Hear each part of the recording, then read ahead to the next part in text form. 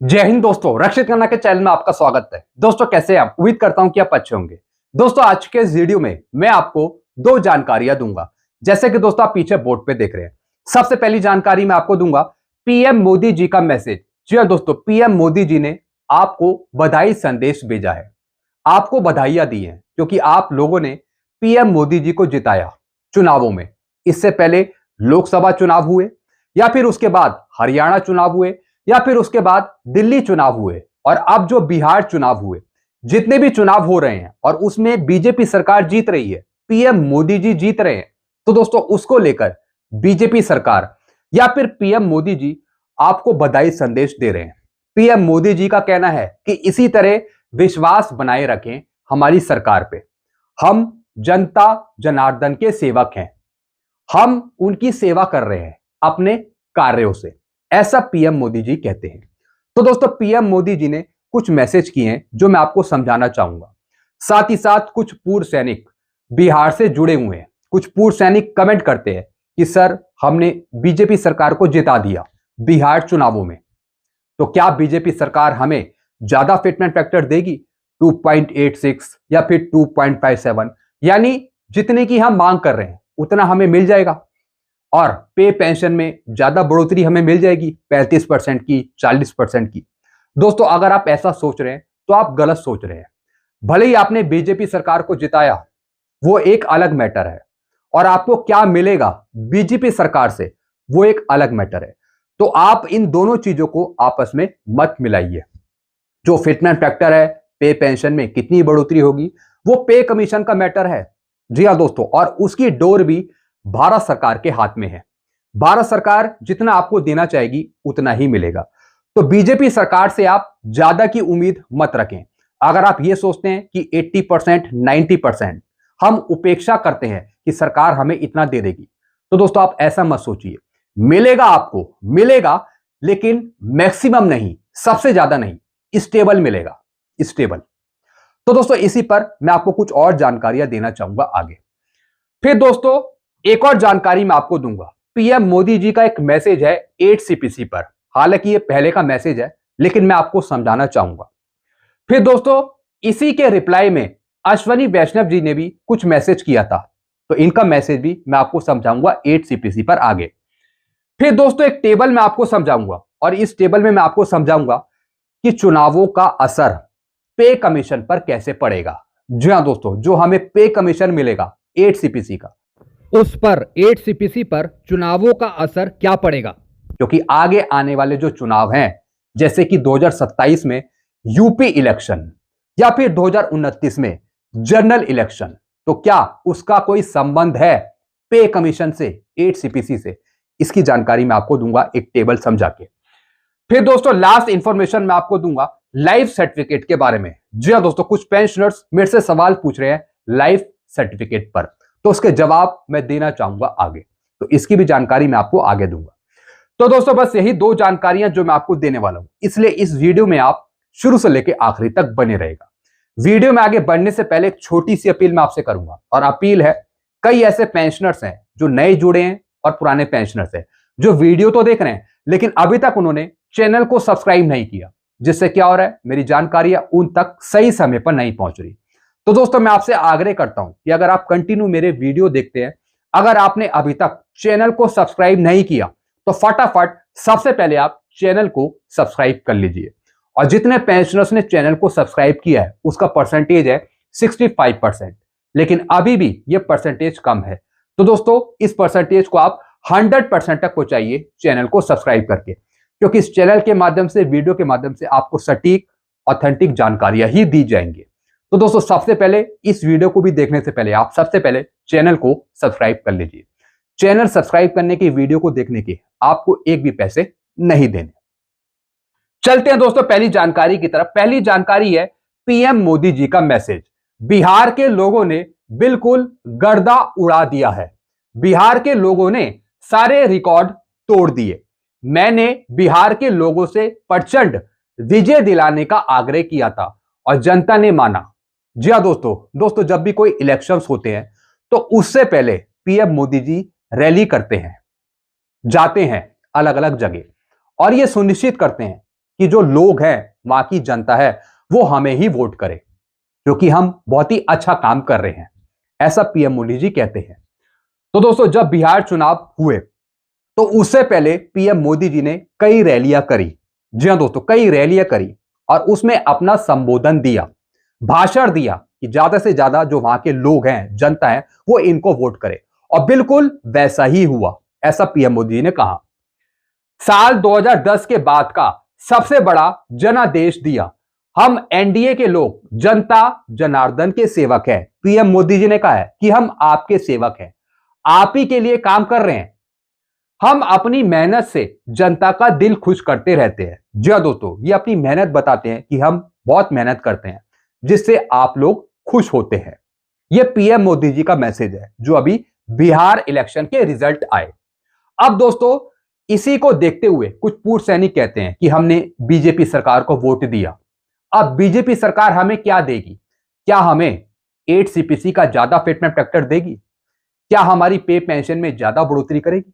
दोस्तों, ये अलग मैटर है, ये अलग मैटर है। अगर आप ये सोचते हैं कि आपने सरकार को जिता दिया और आप उसकी अपेक्षा कर रहे हैं कि आपको ज्यादा कुछ मिले सरकार से, उपेक्षा कर सकते हैं। लेकिन दोस्तों, ये बीजेपी सरकार है, मैक्सिमम आपको कुछ नहीं मिलेगा। ये मैं आपको अभी से बता रहा हूं। मैक्सिमम अगर आप सोच रहे हो कि आपको 2.86 मिल जाए, 2.90 मिल जाए, ऐसा संभव नहीं है। भले ही देश की आर्थिक स्थिति अच्छी हो, भले ही राजकोषीय घाटा कम हो रहा हो सरकार को, लेकिन मिलेगा उतना ही जितना सरकार आपको देगी। तो दोस्तों, मैंने बीजेपी सरकार से ज्यादा की उपेक्षा नहीं रखी।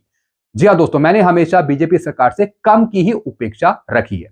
भले बीजेपी सरकार उससे ज्यादा दे दे, ये हमारी किस्मत होगी, लेकिन हम सबसे ज्यादा की उम्मीद ना रखें, वो भी बीजेपी सरकार से। मिलेगा मिलेगा, लेकिन उतना नहीं, मैक्सिमम नहीं, स्टेबल मिलेगा, ये मैं लेके चला हूं। तो दोस्तों, अगर आप ये सोच रहे हैं कि आपने बीजेपी सरकार को वोट किया है और हमने जिता दिया है तो हमें 2.86 मिल जाएगा, 3.00 मिल जाएगा, तो नहीं, इतना नहीं। फिर दोस्तों, एक और मैसेज है नरेंद्र मोदी जी का। सुशासन की जीत हुई है, विकास की जीत हुई है, जन कल्याण की भावना की जीत हुई है, सामाजिक न्याय की जीत हुई है। बिहार के मेरे परिवारजनों का बहुत बहुत आभार, जिन्होंने 2025 के विधानसभा चुनावों में एनडीए को ऐतिहासिक और अभूतपूर्व जीत का आशीर्वाद दिया है। पीएम मोदी जी को मुझे लगता है कि पहले से ही सब कुछ पता रहता है। पीएम मोदी जी कहते हैं कि जितने भी चुनाव हो रहे हैं उसमें हमारी ही जीत हो रही है। जो भी जनता है, देश की जनता है, वो हमें ही वोट कर रही है। चाहे इससे पहले लोकसभा चुनाव हुए हो, हरियाणा चुनाव हुए हो, दिल्ली चुनाव हुए हो, या फिर अभी बिहार चुनाव हुए हो। मोदी जी को मुझे लगता है कहीं ना कहीं ये भी पता है कि 2027 में जो यूपी इलेक्शंस होंगे उसमें भी हमें ही जीत मिलेगी, या फिर आगे जो लोकसभा जनरल इलेक्शन होंगे 2029 के आसपास, उसमें भी हमें ही जीत मिलेगी। फिर क्या लिखा है दोस्तों आगे, यह प्रचंड जनादेश हमें जनता जनार्दन की सेवा करने और बिहार के लिए नए संकल्प के साथ काम करने की शक्ति प्रदान करेगा। जी हां दोस्तों, अब दोस्तों कई पूर्व सैनिक खुश हैं कि हमने बीजेपी सरकार को वोट दिया और बीजेपी सरकार जीत गई, एनडीए की जीत हुई। लेकिन दोस्तों, आप उपेक्षाएं रखें, आप उपेक्षाएं करें कि आपको मिलेगा, लेकिन हाई डिमांड ना करें कि हमें बहुत ज्यादा मिल जाएगा, 3 फिटमेंट फैक्टर मिल जाएगा, 2.57 मिल जाएगा, 2.86 मिल जाएगा। ऐसी उम्मीद आप ज्यादा ना करें, वो भी बीजेपी सरकार से, मेरा ऐसा कहना है। बाकी आपके ऊपर है। फिर दोस्तों, पीएम मोदी जी ने भी कुछ मैसेज किए थे 8 सीपीसी पर, यह भी मैं आपको समझा देता हूं। We are all proud of the effort of all government employ. जी हां दोस्तों, जो सरकारी कर्मचारी है, जो देश के प्रति अपना योगदान दे रही है, अपना काम कर रही है, who work to build a विकसित भारत। जी हां दोस्तों, जो देश के कर्मचारी हैं, जो देश के प्रति काम कर रहे हैं, वो दोस्तों एक विकसित भारत देश बना रहे हैं। और मोदी जी का लक्ष्य है 2047 तक, 2050 तक देश को मजबूत देश बनाना। The cabinet decision on the 8th pay commission will improve quality of life and give a boost to consumption. जी हां दोस्तों, पीएम मोदी जी ने कहा कि हमने 8th पे कमीशन को मंजूरी दी है, जिससे कर्मचारियों की जो क्वालिटी है, जो उनकी आर्थिक स्थिति है, वो बेहतर होगी। साथ ही साथ जो उनकी लाइफ है उसको बूस्ट मिलेगा, यानी जो आर्थिक परेशानी है वो दूर हो जाएंगी, साथ ही साथ जो कंजम्पशन यूनिट्स हैं उसमें भी बढ़ोतरी होगी, ऐसा पीएम मोदी जी का कहना है। तो दोस्तों इन्हीं के जवाब पर अश्वनी वैष्णव जी ने भी जवाब दिया था पीएम नरेंद्र मोदी जी को। PM Modi ji has approved the 8th central pay commission for all central government employ. जी हां दोस्तों, पीएम मोदी जी ने कहा कि हमने 8 सीपीसी को अप्रूवल दी है, यानी ये 8 सीपीसी कर्मचारियों का हक है, पेंशनर्स का हक है जो मिलेगा आगे चलकर। लेकिन साथ ही साथ जो यूनियन मिनिस्टर है अश्वनी वैष्णव जी, इन्होंने भी कहा था कि पीएम मोदी जी ने 8 सीपीसी को अप्रूव किया, यानी 8 सीपीसी के गठन की मंजूरी दी, तो इसका हम सपोर्ट करते हैं और हम मानते हैं कि आगे चलकर 8 सीपीसी आपको दिया जाएगा।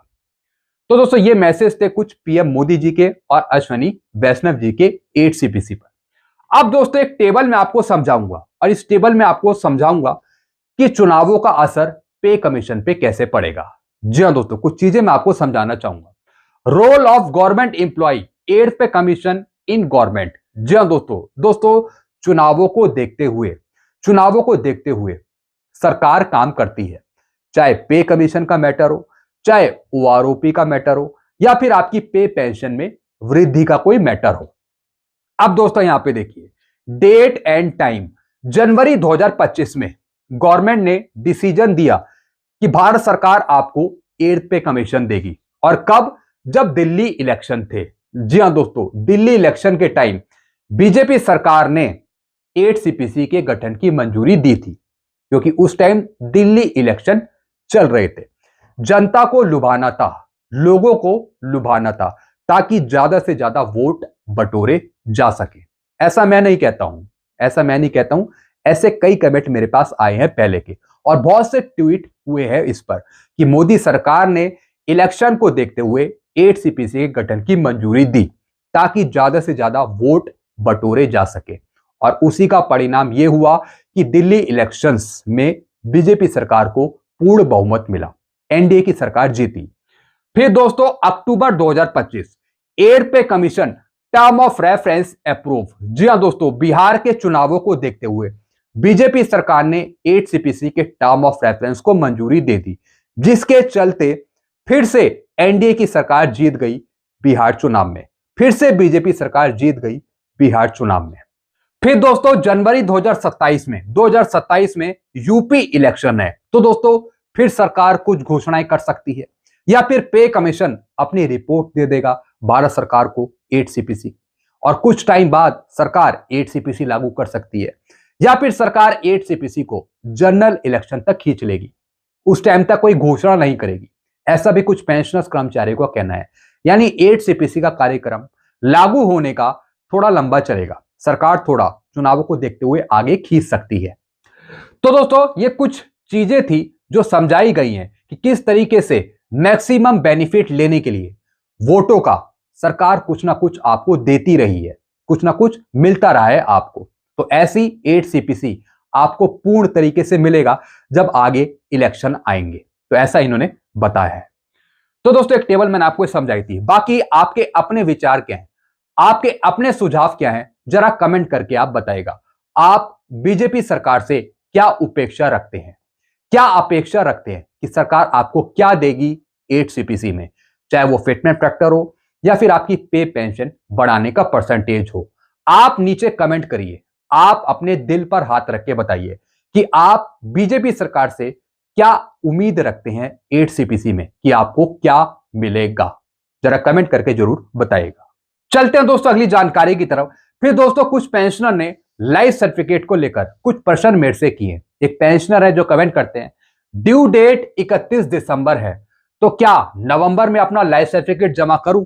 तो दोस्तों मैंने कमेंट किया कि अगर आपकी ड्यू डेट इस पर्च पे लाइफ सर्टिफिकेट जमा करने की 31 दिसंबर है, तो आप दिसंबर में ही अपना लाइफ सर्टिफिकेट जमा करें, आपको नवंबर में जमा करने की जरूरत नहीं है। जो आपकी इस पर्च में ड्यू डेट है तो उसी महीने आप अपना लाइफ सर्टिफिकेट जमा करें। अगर 31 दिसंबर है तो दिसंबर में जमा करेंगे, अगर 31 जनवरी है 2026 तो फिर जनवरी में जमा करें, अगर मार्च है, जून है, जो भी आपका महीना है लाइफ सर्टिफिकेट जमा करने का, तो उस महीने आप अपना लाइफ सर्टिफिकेट जमा करें। उससे पहले भी कर सकते हैं, उससे पहले भी कर सकते हैं, कोई दिक्कत की बात नहीं है। लेकिन अगर आप कहीं बाहर जा रहे हैं, आउट ऑफ कंट्री जा रहे हैं, तब दोस्तों आप पहले जमा कर सकते हैं। लेकिन अगर आप इंडिया में ही हैं, आप जमा कर सकते हैं लाइफ सर्टिफिकेट, तो दोस्तों आप उसी महीने जमा करें जिस महीने आपका लाइफ सर्टिफिकेट ड्यू है। तो जिनकी ड्यू डेट दिसंबर है, जनवरी है, फरवरी है, मार्च है, तो वह उसी महीने जमा करें जिस महीने उनकी डेट ड्यू है। उससे पहले आप जमा ना करें, ये मेरी एडवाइस है। भले ही अगर आपकी ड्यू डेट दिसंबर में है, जनवरी में, अगर आप नवंबर में जमा कर देते हैं तो दोस्तों फिर आपकी ड्यू डेट हो जाएगी अगले साल की नवंबर की, फिर आपकी जनवरी दिसंबर की नहीं रहेगी। जिस महीने आप जमा करते हैं तो वही महीना हो जाता है अगले साल का लाइफ सर्टिफिकेट जमा करने का। तो बेहतर मैं आपको एडवाइस यही दे रहा हूं कि जिस महीने आपका ड्यू है लाइफ सर्टिफिकेट, उसी महीने आप जमा करें। अगर नवंबर है तो नवंबर में जमा करें, अगर दिसंबर है तो दिसंबर में जमा करें, अगर जनवरी है, फरवरी है, तो फिर आप जनवरी फरवरी में जमा करें। ये मैंने आपको एक सटीक सही एडवाइस दी है।